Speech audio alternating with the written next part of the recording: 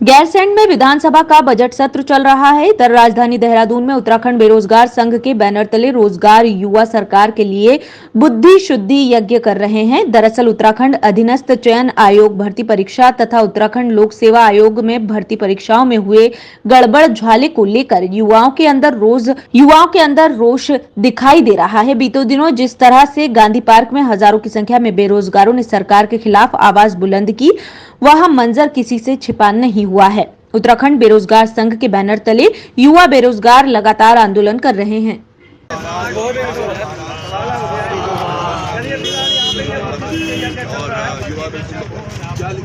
सरकार को हमने कई बार बताया है कि हमारे उत्तराखंड में जो हो रहे हैं भ्रष्टाचार, ये दलाली, ये जो है आपकी तानाशाही, जो ये सरकार रवैया अपना रही है, जो उत्तराखंड बेरोजगारों के साथ बहुत ही अत्याचार हो रहा है। हमारी एक ही आवाज़ है कि जितने भी अभी तक उत्तराखंड में चाहे UPSSC हो, चाहे UPSC जितने भी पेपर हुए हैं, उन सभी एग्जामों की पहले CBI जाँच किया जाए और उसके बाद ही आगे के पेपर जारी करें।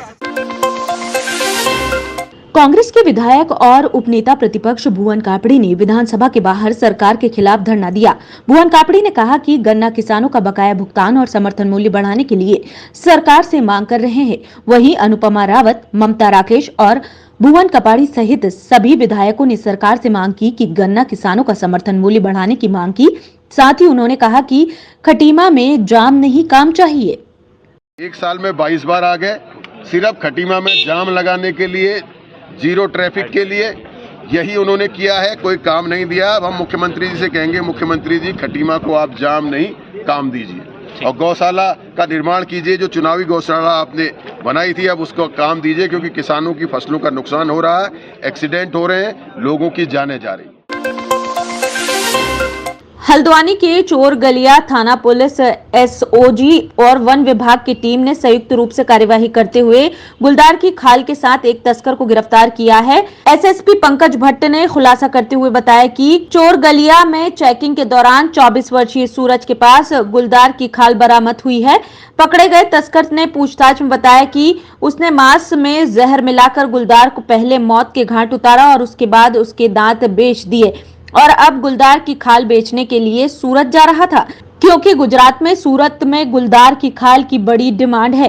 पकड़ा गया तस्कर सूरज चोरगलिया क्षेत्र का रहने वाला है। इसके द्वारा जो पूछताछ में चीज़ निकल के आई, ये सूरत गुजरात में काम करता था, वहाँ इसको इसकी डिमांड के बारे में पता चला, तो इसने अपने गांव में आकर वापसी में आपका मीट में जहर डाल दिया, जिससे जो है इसकी खाने से इसकी डेथ हो गई।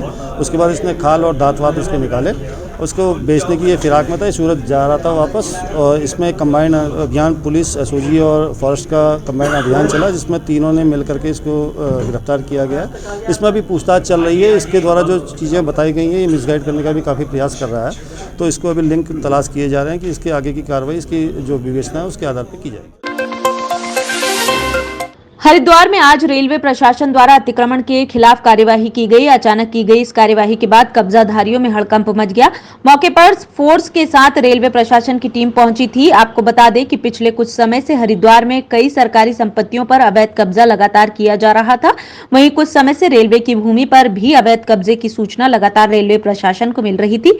आज रेलवे प्रशासन द्वारा हरिद्वार के पुराने मोड़ पर कार्यवाही की गई। मौके पर स्थानीय निवासियों और प्रशासन के बीच तीखी नोकझोंक भी देखने को मिली।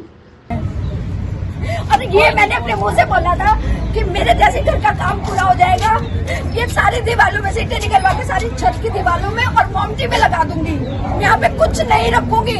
मेरा एक बेटा है, मुझे नहीं चाहिए। मुझे इतनी सारी प्रॉपर्टी नहीं चाहिए कि मैं सब पे कब्जा करके बैठूं। मेरा अपना जो घर है रजिस्ट्री, मैंने इन्हें कहा था अगर ये जगह आपके रेलवे में नक्शे में है, तो मैं रेलवे में नक्शे में है तो मैं ये जगह